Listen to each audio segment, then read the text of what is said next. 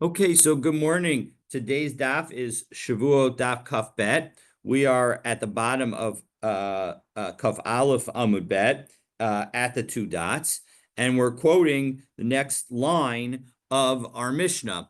Let me share my screen, and we will get started.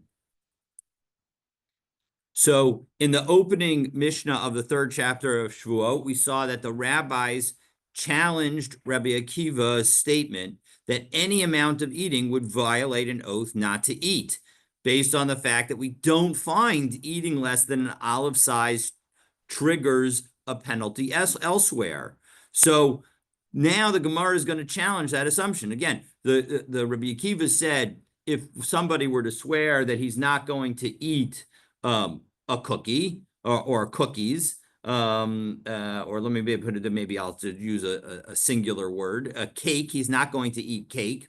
The question is does he have to eat an olive's worth of cake to violate that oath, or even that first little bit of a bite, which is much smaller than an olive, would also violate it? So Rabbi Akiva says even a little bit will violate. The rabbis say no. Effectively, implicitly, they say no, you need to have an olive size. And they challenge Rabbi Akiva by saying, how could you say that any amount works? Don't we see, do we not, isn't it the case that we don't see anywhere else the fact that an olive size is sufficient? And so, Amru lo Rabbi Akiva, they say to Rabbi Akiva, as we pick up at the two dots on the third to last line on Kaf Aleph Amud Bet, Heichan Matzinu, where do we find such a thing? So now the Gemara is going to say, wait. We find that all over the place. And we're going to list 5 different places where if one were to eat less than a kazayas, one would violate the Torah. So below, is that really not true? What about an ant? An ant is way smaller than an olive. And so as a result, and yet, if you eat an ant, you're going to be liable. So Mbir Yashani, because it is a creature, it is a creative creature in its whole form, that is sufficient, and that's a different case. Gemara then asks question number 2, Vaharai Hektish, and we're going to, by the way, we'll get back to the case of Birya in a moment. We'll get back to Rashi will explain sort of what's special about Birya, at least according to Rashi. Vaharai Hektish, what about Hektish? And Rashi explains, fourth line from the bottom. In fact, when we do this Rashi, you should keep your finger on the Rashis because we'll be doing most of the Rashis.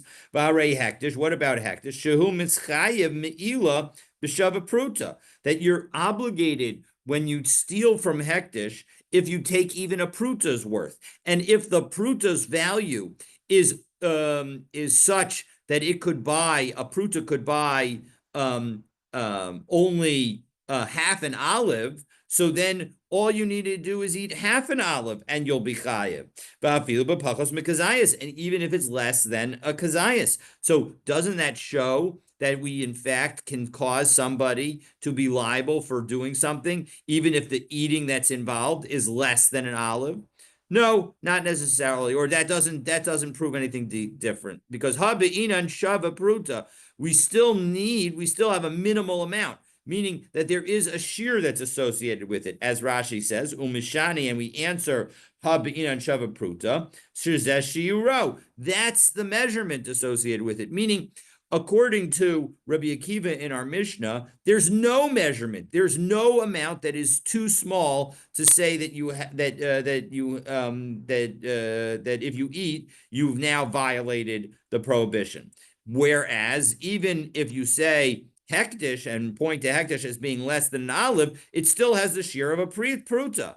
So v'harei mefaresh. Well, 1 second. What about somebody who specifies, and again Rashi clarifies, v'harei mefarish shavua shelo ochel kol shehu. If you say specifically in your oath that you're not going to eat any amount, v'achol kol shehu, and then you eat any amount, chayav, well, then you're going to be liable. So doesn't that again show that you can be liable for smaller amounts? Meaning, doesn't that disprove the assumption of the rabbis? So, mefarish nami kibir yadami. No, when you give the specific size that you're going to say is problematic, it's as if you are sizing an entire creature. As Rashi explains, Mefarish Nami Kabir Yudami, that's the end of the third to last line in the Rashis on the bottom of Kaf Aleph Amabet. Mefarish de Shavua, that when you give the details in your oath, Kabirya, Bishar Isurin. It's like a creature with respect to other prohibitions, dummy, is comparable.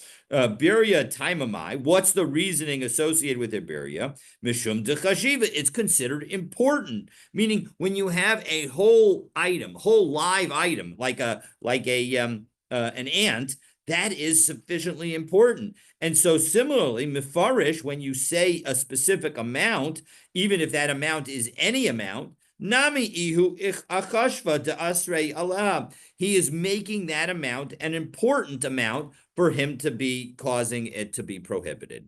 So, and then we continue again. So with the what about with the fourth question? V'harei afar. What about dirt? So, after all, we are presuming that dirt is going to be a problem. And why is that? So let's go to Rashi. Rashi helps us out again. Afar, ha'omer shvu shelo ochel afar. If somebody were to say that they're making an oath that they aren't going to eat dirt, because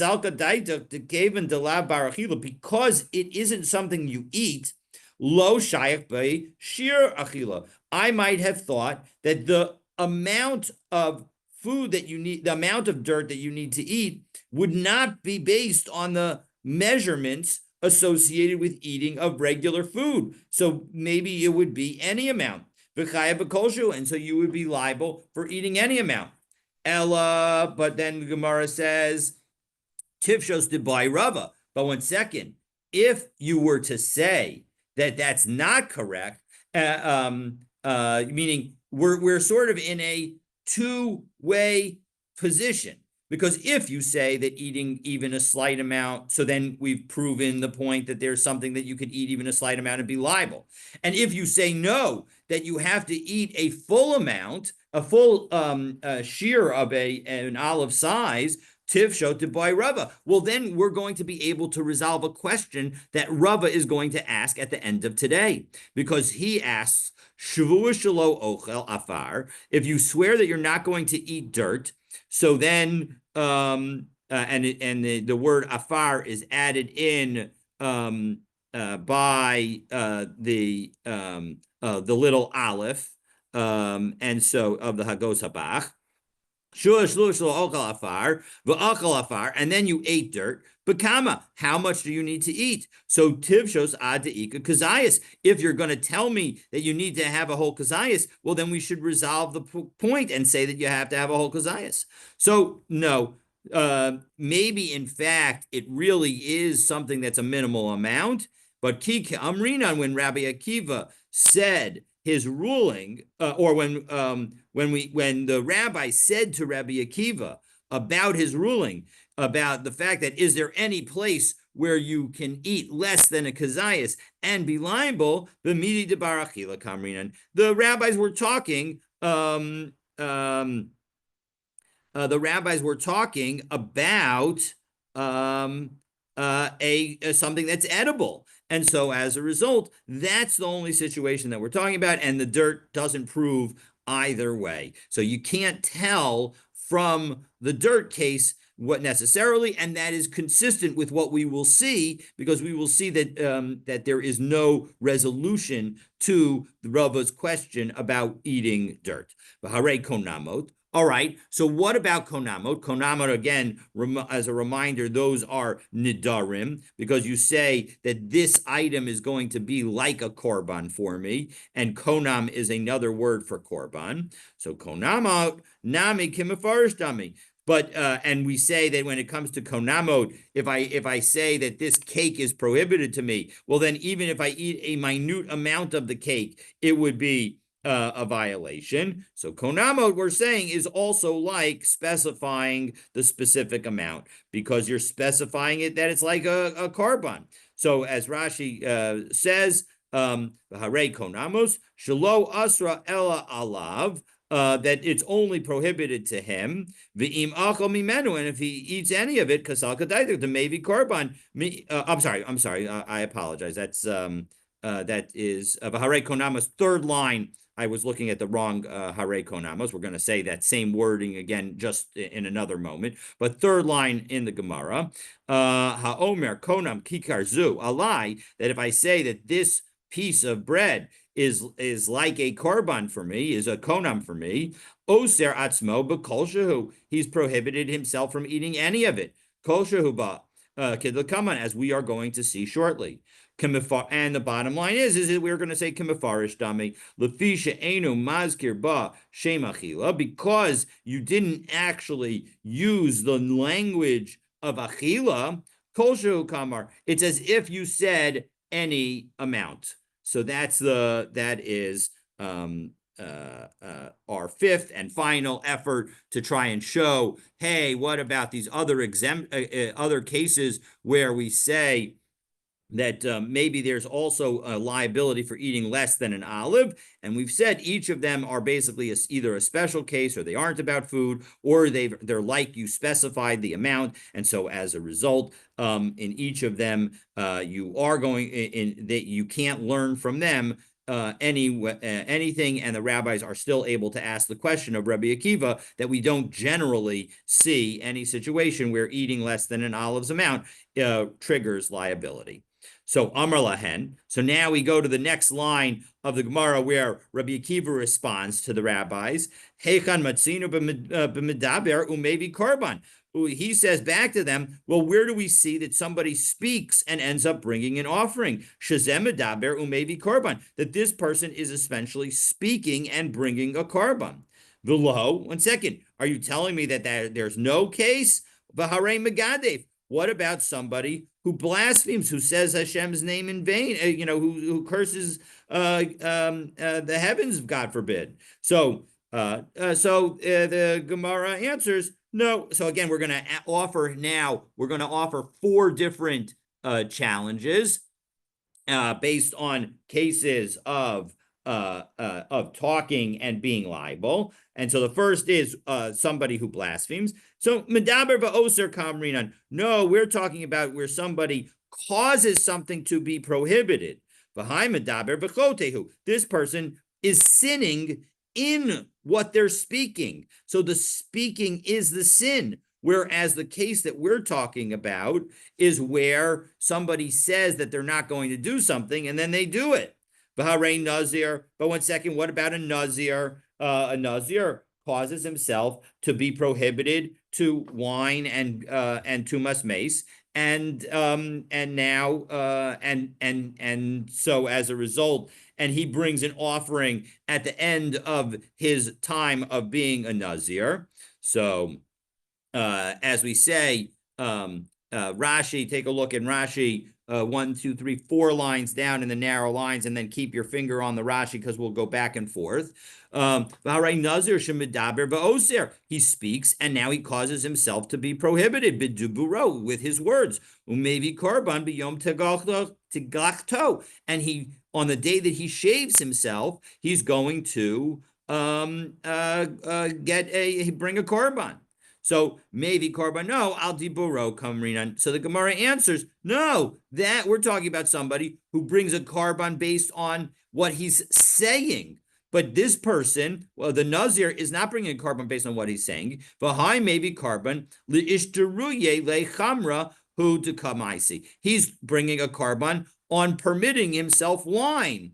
So al diburo, and so what's this reference to al diburo? Shehechlif diburo. That the point is we're trying to identify somebody who's contradicting their words. There's no contradiction of the words in a connection with the Nazir who fulfills his vow. He's done everything fine. V'harei hektish. Okay, so then what about a case of making things hektish? So that'll be our effort number 3, meaning, and Rashi explains, shemidaber v'oser b'diburo. Again, he causes the item that he's made hektish to be prohibited with his words. Who makdish, he prohibits with his words what he causes to be holy. V'ima hechlev diburo, and if he changes his words, meaning if he now does something different, and he benefits from the item, maybe carbon me'ilah, he's going to bring a sacrifice of me'ilah.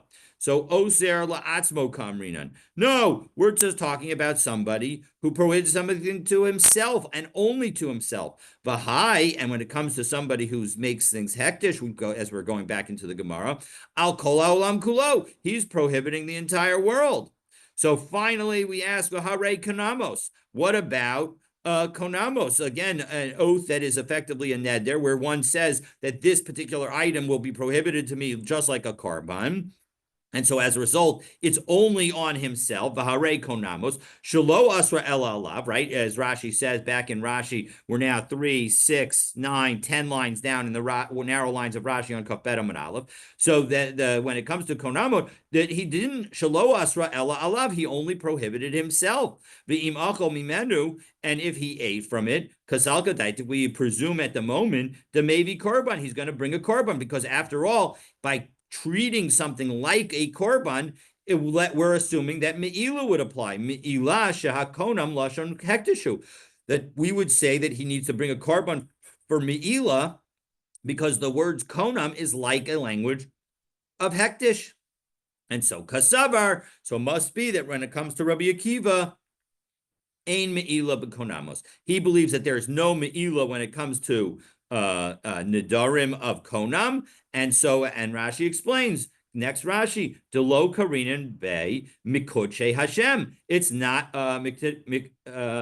it's not considered from the koche Hashem, and so as a result, because it's not actually sanctified to God, it's only prohibited to this one person. So sharei chulin, because it's profane. It's not in any way sanctified. Who eitzel kol adam. When it comes to anybody else, it's totally accessible to them. It's not hektish for them. So as a result, we've now resolved that even though you can point to a number of situations, none of them are parallels to making an oath that prohibits something to you. And so as a result, only in connection with an oath is that true. And so as a result, Rabbi Akiva says that with respect to an oath, you don't need to have a full-fledged achila of eating a kazayas. You can instead have an achila of eating a kol shehu. Okay, so now the Gemara teaches a series of qualifications on the debate, areas where Rabbi Akiva and the rabbis agree, including a principle that we have seen now several times, but it's now we get to see it inside and for the real, where it's said sort of halachically. So Amar Rava machlokes bistam. So we're now 1, 2, 3, 4, 5, 6, 7, 8, 9, 10, 11, 12, 13 lines down, beginning of the line. Amar Rava machlokes bistam. The machlokes between Rabbi Akiva and the rabbis is when you don't specify the volume of the prohibited item in your oath. Aval b'mefarish, but if you do specify the item, so for example, you specify half an olive or a quarter of an olive or even any amount, divrei hakol b'kol shehu. Everybody agrees that if you say that you specify the kol shehu amount, so then you're going to have to fulfill, you're going to be liable if you even eat a minimal amount.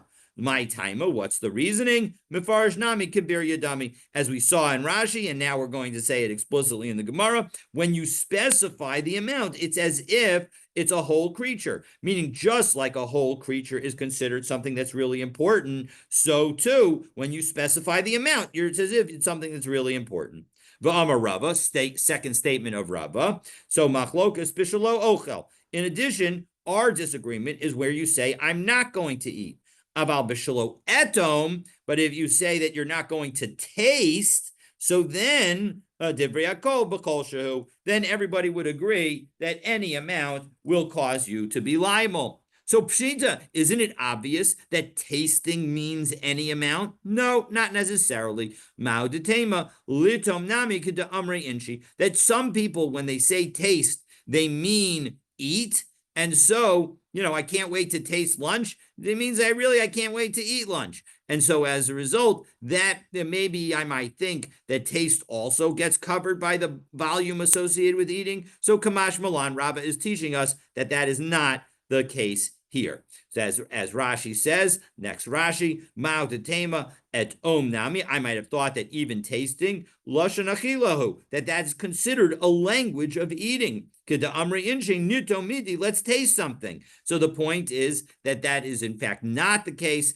and we do say that tasting is any amount, whereas eating requires an olive. So Amar Rav Papa says, and now he's going to propose a third statement that where everybody would agree, but we're going to now challenge it. And then in the end, we're going to realize that we're going to have two possible answers for the challenge. So although we'll try 3 times to do so. So Amar Rav Papa, Machlokes b'Shvuah, the argument between Rabbi Akiva and the rabbis is only with respect to an oath. Aval bekonamot, when it comes to a konamot, when it comes to a neder, where one says that this item is like a korban to him, so divrei hakol b'chol, everybody agrees that that means that it's any amount. So my taima, what's the reasoning? Konamot nami kevan delo madkar shma da'achila kedemefarish dami, because as we saw in Rashi, when we asked this question on Rabbi Akiva's response, and we said that it's as or on when we asked this question on how could the rabbis say that there's no case of eating less than a kazayas, and we said, what about konamos? So we were assuming, like Rav Papa, that konamos, since we don't mention anything about achila, we just say that this item is like a korban for me. So as a result, it's as if you specified any amount, as if you were eating any amount, because you didn't use the word eating. When you use the word eating, we understand that to mean an olive size. But when you don't use the word eating, it's as if you mean any amount. So, Meisvei, 1 second, how can you, Rav Papa, possibly say that when it comes to konamos, it means any amount causes the prohibition? Shnei konamos mitztarfin. We have a baraisa that says that 2 konamos will combine. If you have a konam with respect to this cookie and a konam with respect to this cake, now all of a sudden, if you eat a less than an olive amount, let's say you eat a half olive or anything between half and a whole olive of this cookie, and then you eat the same half olive or more, but less than a whole olive of this cake. So according to this brisa, you combine the two. And shtei Shevuos ein mitztarfos. But when it comes to 2 oaths, if I make an oath that I'm not going to eat this cookie and an oath that I'm not going to eat this cake, well, then they do not combine. And Rabbi Meir Omer, konamos keshvuos, that konamos are just like oaths, meaning that they do not combine. So the bottom line is that according to the Tanakama of this brisa, namely the rabbis of if you, Rav Papa, are going to say that you're liable when it comes to a konam for eating any amount, lama li l'tzarif? Why does the Tanakama talk about the possibility of combining? And even the Rebbe Meir who says that they don't combine, seems to be agreeing on the amount. So the bottom line is this entire baraisa seems to be suggesting that there is the possibility of combining, meaning that you have to eat more than a minimal amount to be liable for a konam. So we're going to offer 3 efforts to answer this apparent contradiction between Rav Papa and the brisa. Again, the brisa seems to suggest that you can combine konamot in order to create the sufficient threshold level for a violation, whereas according to Rav Papa, there would never be a need to combine, because if you eat any amount, you violated the konamot. Okay, so answer number 1. Da'amar achila mizu alai konam. That it's a situation is where you say, if I eat from this, I'm going to have a konam, it's going to be a konam on me. Achila mizu alai konam. And if I eat from this, it's going to be a konam on me.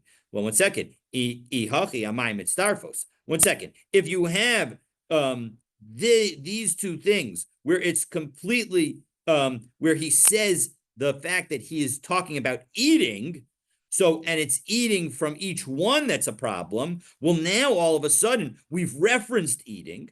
Eating means a kazayas, and so as a result, you should need a kazayas from each, right? The whole reason that a konam was not considered was the threshold for a konam is because is any amount is a kol shehu, is because you didn't reference eating. Now you mentioned eating, and so as a result, it should be that you need a kazayas from each.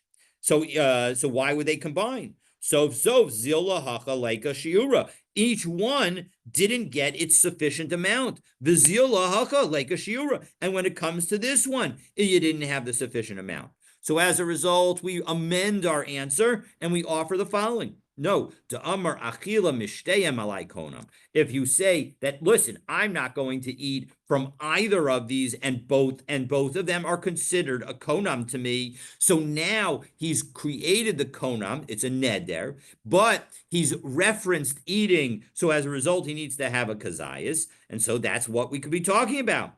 Dwell the kavasa gabi shvuas. But 1 second. If we were to say the comparable language when it comes to an oath, da'amar shvua shalo ochel mishtehen, when a person says that they swear that they're not going to eat from either of the loaves, from the two loaves, amayim mitzdarfin. Why shouldn't the oaths create some level of combination?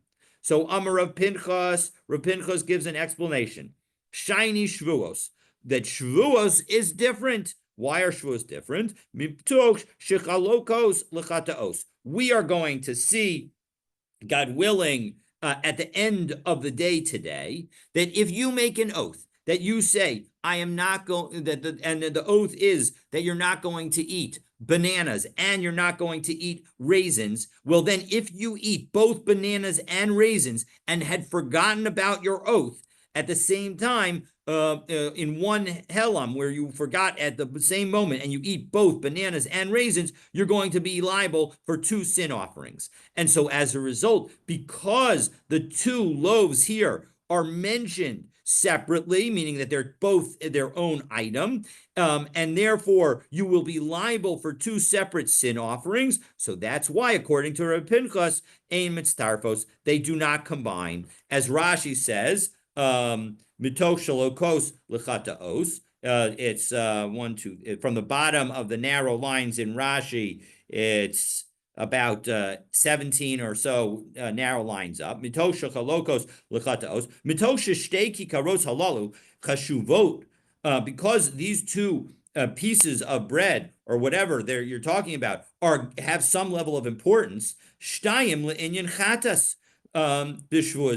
They constitute 2 separate things when it comes to a sin offering for this oath. So im amar shvua shelo ochel mizu umizu. If you say I'm not going to an oath that you're not going to eat from this and from that, va'achol kazayas mizu v'kazayas mizu, and you eat an olive size from each one behelem achad with 1 forgetfulness. Chayiv shtayim, you'd be liable for 2 sin offerings. Kiditznan lekaman, as we are about to learn in the Mishnah at the bottom of Kaved Amud Bet, shvua shelo ochel pas chitin upas oren upas kuzmin, that if you swear that you're not going to eat wheat bread, barley bread, or spelt bread, and you eat each of them, you're liable for each one. So the point is Rav Pinchas says that because you're liable for separate sin offerings, we're not going to combine them to determine whether or not you had an olive size. Well, 1 second. Ihachi. Rabbi Meir Omer Konamos Keshavuos.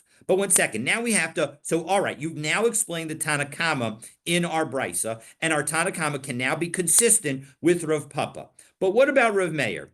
Rabbi Meir says that Konamos are like oaths. But so Bishlama Shavuos, I can understand why, when it comes to oaths, As we just said with respect to Rav Pinchas, that it makes sense that oaths you're not going to combine. Elakonamos amailo. Given the fact that the language of the oath was that eating from both loaves is prohibited to me as a konam, why wouldn't we combine the two in order to determine whether or not you had the olive's size? So as a result, epoch. As a result, we're going to remarkably say that the brisa needs to be rewritten, and you need to reverse the view of Rebbe Meir. Don't say that he says konamos kishvuos, but rather Rebbe Meir Omer shvuos konamos, that shvuos are just like konamos, meaning that they do combine. The Rav Pinchas. And it's simple. Rav Meir doesn't hold a Rav Pinchas. So yes, Rav Pinchas suggests that because you'll be liable for two sin offerings, you should not combine them when it comes to oaths. And Rebbe Meir would just disagree with that principle. And he would say, no, even when you have two potential sin offerings, we will still combine them to see if you're liable for having violated the Torah. So that is answer number one. Again, answer number one focuses on rewords the language of the oath that was made to include the word eating, and reverses the position of Rav Meir to say that shvuos are like konamos in that everything combines. So that was answer number two, and that's the answer that does work. Now we offer another answer to how we can understand the contradiction between the brisa, which seems to suggest that you have combinations when it comes to konamos, and Rav Papa, who says you don't have combinations when it comes to konamos. Ravina Amar, Kika Amar Rav Papa le'inyan Malkus. No, when Rav Papa was talking about the fact that you are subject to getting that you're liable for a konam even for any amount, he was specifically talking about getting lashes, meaning a purposeful violation. But Tanya hahi. But when that brisa was saying that we can combine in order to fulfill the threshold of a konam, le'inyan karban, that's referring to a sacrifice. Debe'inan shavapruta, because a konam, in order to be violated, it's not about the achila, it's about a shavapruta, because again, we're going to assume konam is essentially a language of hektish. It's saying that something is like a karban. And so as a result, just as a karban's threshold for me'ila is a pruta, so too, when it comes to the konamot that one makes, it's going to be subject to a pruta. So now we're going to cause questions on this and say, hey, how can Ravina say this? But in the end, we are going to resolve that actually Ravina's answer does work. So let's take a look. So Lameimra Desavri Rabbanan Yesh Me'ila B'Konamot. But one second, this means that according to the Tanakama of the Brisa, that there is an idea of Me'ila when it comes to Konamot, because he says, because again, the Me'ila is this concept of not having of unintentional usage of something, and that's what we're talking about, because we're talking about whether or not you're subject to a karban, and the threshold would be a pruta, and the idea is that it's because of the concept of Me'ila. But Vahatanya, Kikar zu hektish, if somebody were to say that this loaf, we have a brisa that seems to suggest that the rabbis don't hold that konamot constitute me'ila, because we say that if you say that this kikar is hektish, va'achla beinhu beincha beiro mal. If you say that this piece of cake or whatever is considered hektish, meaning that we're going to end up selling it and using it to support the Beis Hamikdash, and then you use it and you eat it, so you've benefited from it, that is considered me'ila, and it doesn't make a difference whether you eat it or somebody else eats it, that's going to be me'ila. Lefikach yesh la pidyon. And so as a result, because it's considered me'ila, it has the possibility of redemption, meaning you can sell it, the Beis Hamikdash can sell it, and then it can be chulin again. It can be, anybody can eat it again. So kikar zar alai hektish. If you say that this loaf for me is hektish, and it's only for me, well then, hu ma'al, he has committed me'ila if he eats it. Chavero lo ma'al, but his friend has not. Lefikach ein la pinjin. And because the loaf is considered me'ila only for him, it's me'ila and not me'ila generally, though it's not possible to redeem it because it's not truly hektish. But divrei Rebbe Meir, that's what Rebbe Meir says. So what are the rabbis? The rabbis now disagree as we turn to Kapet Amud Bet. V'chachamim omrim, no, bein hu, bein chaveiro lomal. In the second case, it doesn't matter who eats that piece of cake. There's no me'ila. Lefisha ein me'ila b'konamot. Because a konam, where one says that something to me is like hektish or is like a korban, that only, there's no me'ila for that. And so as a result, that seems to directly contradict the reading that Ravina is giving to the Brisa, because the Ravina is saying that the Brisa is talking about an accidental eating of a konamot and saying that you're subject to a violation of me'ila if you eat a total of a pruta's volume. And so as a result, you can combine konamot together to determine whether or not you're subject to a pruta's volume. But the rabbis say that elsewhere that konamot is not subject to me'ila. So how do we deal with this? So epoch, reverse it, meaning say that when this second brisa says echad zeh ve'echad zeh lomal, that when neither of them, that in fact where we say that it's no me'ila, lefisha ein me'ila b'konamot, because there's no me'ila when it comes to konamot. Divrei Rebbe Meir, that's got to be Rebbe Meir. That's the singleton opinion. V'chachamim omrim hu mal v'chabero lo mal.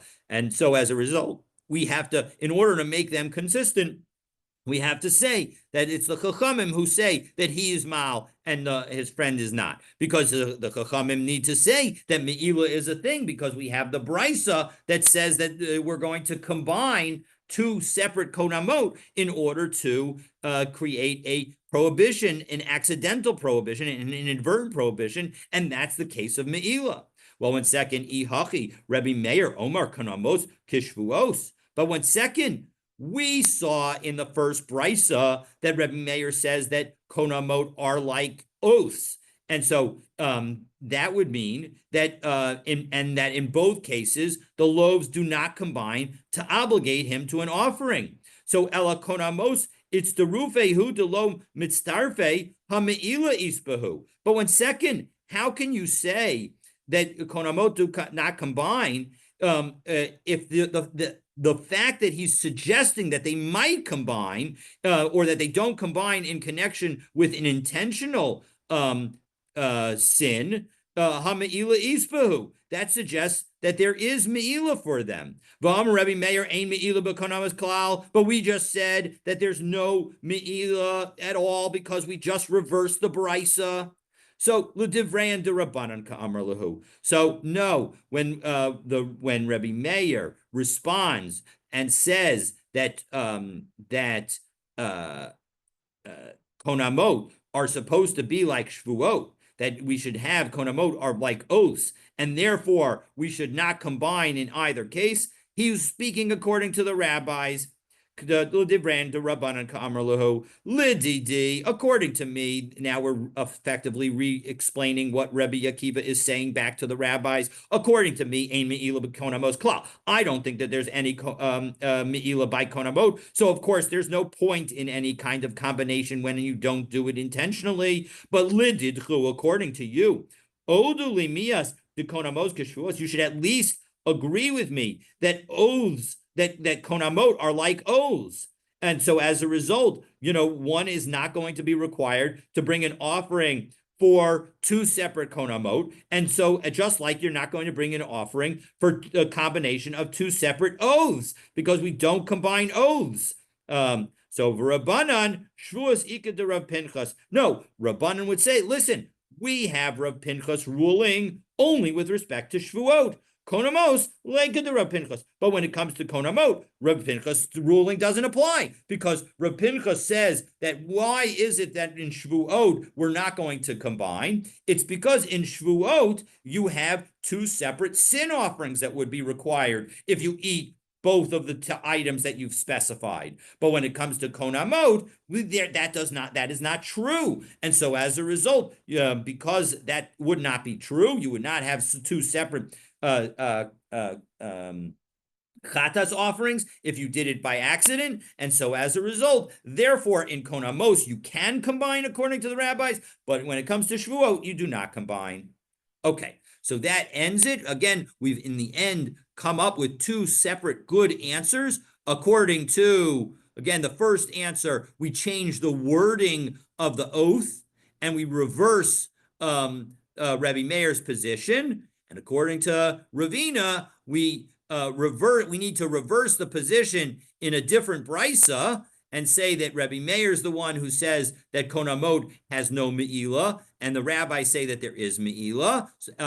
And the rabbis explain that when it comes to oaths, and we have to say that when Rabbi Meir responds to the rabbis and says that konamos are like oaths, he's not speaking for himself, because konamos are not like oaths, because in konamot do not have any me'ilah that's associated with them. And he's speaking according to the rabbis, and the rabbis respond, no, konamot are not like oaths, because konamot have one sacrifice associated with the violation, whereas Shevuot would have one sacrifice for each of the items mentioned. Okay. Amar Rava. So now Rava says we have a teaching of Rava, then two questions from Rava and a question from Rav Ashi. So Amar Rava Shvua Shalo Ochal Ba'achar Afar Pater. If you swear that you're not going to eat, and then what you eat is dirt, which is not food, well, then you're going to be exempt. So by Rava, Shvu Shalo Ochal Afar, we mentioned this question earlier. Bekama, Kevan de Amar Shalo Ochal, Daita Akazayas, Odomo Kevan de Lav Midi de Achle in Shehu, Bekol Shehu. If you swear that you're not going to eat dirt, how much do you need to eat? Do we say that because you referenced eating, it's got to be an olives volume? Or do we say, no, when it comes to dirt, that's not something edible. So when you mention eating, it doesn't mean a volume, but rather it means any amount. Teku, the question is unresolved. And so this was the question that we referenced at the very beginning of today and said that, in fact, if we could resolve it, we should resolve it. And so it proved the fact that actually we don't know. You can't prove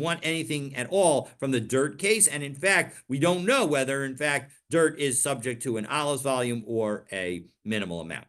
Boy, Rava, next question. Shvua shelo ochel chartzon. I swear that I'm not going to eat grape seeds. Bekama, how much grape seed do you need to eat? Now, the issue is the grape seed itself is not really food, especially if you, for example, get one of those, seeded grapes that have, or grapes that have seeds in them. Those seeds can be hard. In fact, often people will spit them out. But some people, especially, I guess, back then, they just ate them. So, Bekama, how much do you need to eat? Kevan de mitachel al yedei tarovis. Do we say that because it's in the grape and you eat it with the grape, we should count it as part of as something edible? And daite akazayas, and therefore his intention is to eat an olive volume. Odilma kevan de lo beine inche. Or do we say that because people don't eat it by itself, daite amashu, and that the intention is about any minimal amount? So teku, again, it's unresolved.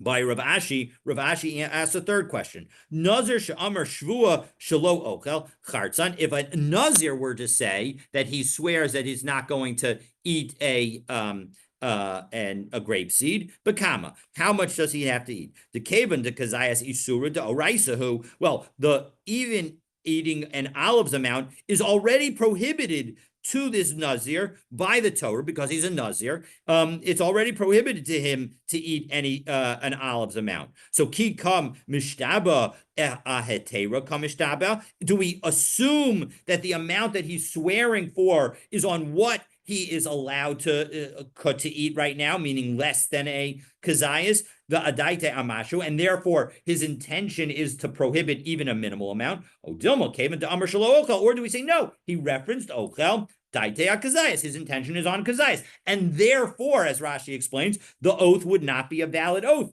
because his intention was to swear on something that is already prohibited to him. And we have seen already several times, and we will see again shortly, that if you make an oath about something, not today, but we'll see an oath that if you make an oath about something that is prohibited to you, you're not going to be liable. So Tashma, let's bring a proof from the Mishnah that we're about to learn. Shvuah shelo ochel, if you swear that you're not going to eat, v'achal neveos trefosim shkatim umrasim, and you eat these things that are prohibited by the Torah, chayev, you are liable. Rabbi Shimon poter, and Rabbi Shimon says you're poter. Now, that is very confusing because, again, as I said, if you swear that you're not going to eat something that is prohibited, you're not allowed, there's no oath associated with that because it's already prohibited.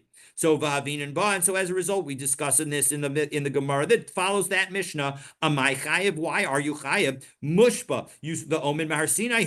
You already swore that you're not going to eat it. Eat these items from Har Sinai.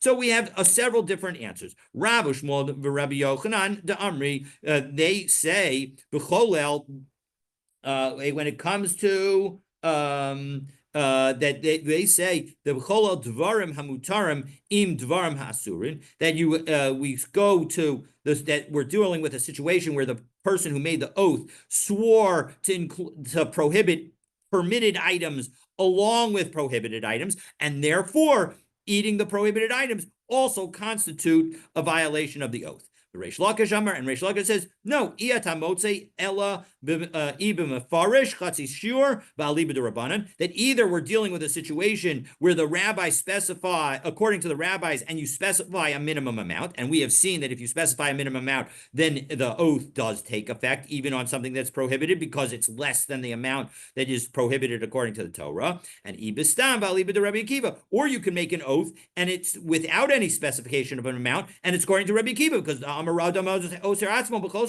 Rabbi Akiva says that when one makes an oath, he's prohibiting for himself even a minute amount. So and this nevela is already sworn about not eating from Har Sinai. It's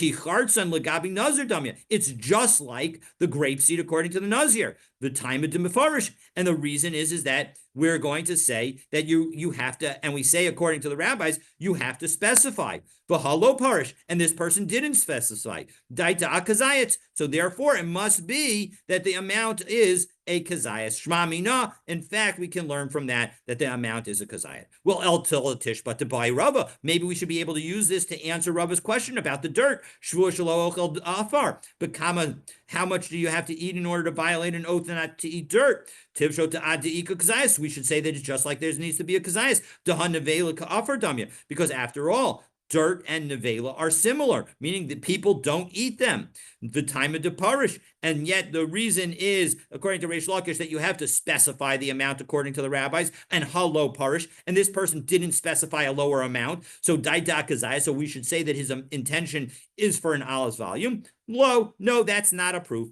Afar lav barachilahu klal. No, dirt is completely inedible. Nevela basachila v'arya.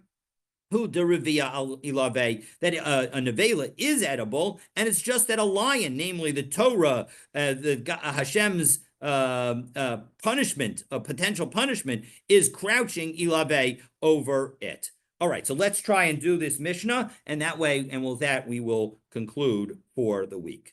So Shvuah shelo ochel, if you make an oath that you're not going to eat, v'achal, and now you eat. Now we're going to deal with, again, a number of how many offerings do you need to offer as a result of violating these oaths. V'achal v'shasa. And you don't just eat, you also drink.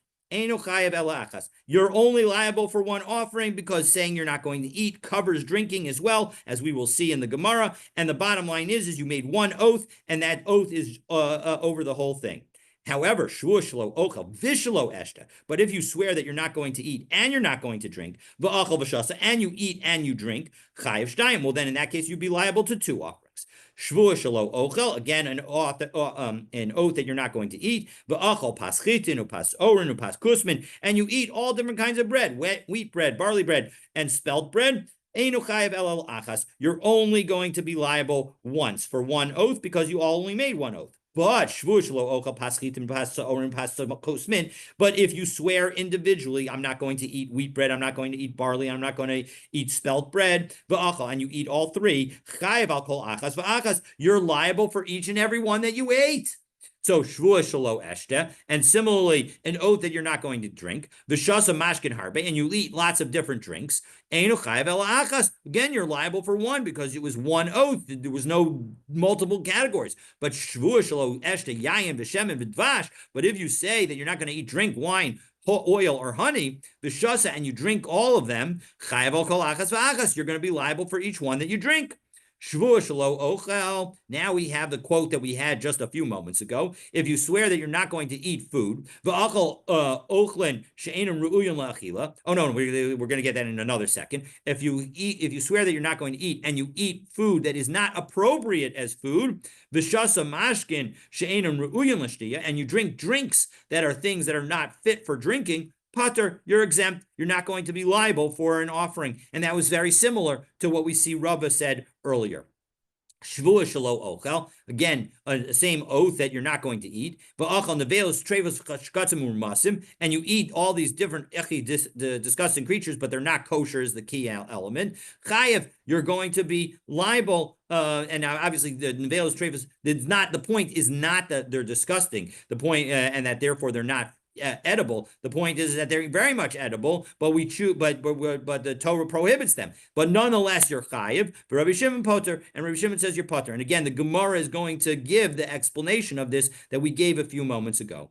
Omer konam ishti nisli imachalti ayom. If one says that the benefit from me shall be prohibited to my wife as a konam if I ate today.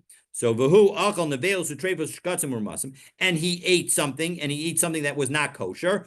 Haray ishto asura. That's considered eating. Again, even though it's not kosher, that's considered eating. And so the condition to the oath that he's made is a valid condition, and therefore the oath takes effect. Now, the Rishonim all comment about how can this oath take effect. We have a general rule that a husband's not allowed to swear that he's not going to give his wife certain benefits that she is due from him. So the Rishonim deal with it either by saying that the prohibition is on himself, that he's not allowed to benefit from her, or they note that this is a specific case where the wife is not utilizing the benefits that she's entitled to, and therefore she's waived them because she's keeping her own earnings or some other kind of condition. But the bottom line is that what the point of this line in the Mishnah is that eating is eating. Even if you eat something that's not kosher, that's considered eating. But if you eat something that's not edible, then that is not considered eating. So we'll pause there, and the Gemara is going to analyze each of the cases in our Mishnah. But for that discussion, stay tuned for tomorrow's daf. Wishing everyone a Shabbat Shalom.